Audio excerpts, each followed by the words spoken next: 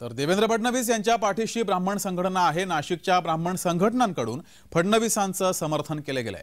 ब्राह्मण समाजाविरोधातील वक्तव्याचा जाहीर निषेध सुद्धा या संघटनांनी केलाय। जिल्हाधिकाऱ्यांकडे निवेदन देऊन कारवाईची मागणी सुद्धा ब्राह्मण संघटनांनी केली आहे। महाराष्ट्राचे उपमुख्यमंत्री देवेंद्र फडणवीस यांच्याबद्दल असं भाषण, झालेली टीका तसेच ब्राह्मण समुदायाला 3 मिनिटात संपवणार अशी दिलेली धमकी या घटनांचा नाशिकच्या ब्राह्मण संघटनांनी निषेध केलाय। नाशिकच्या जिल्हाधिकाऱ्यांना प्रत्यक्ष भेटून एकत्रितरित्या सर्व ब्राह्मण संघटनांनी सामाजिक तेढ निर्माण करणाऱ्या व्यक्ती आणि वक्तव्यांवर कठोर कारवाईची मागणी सुद्धा केली आहे।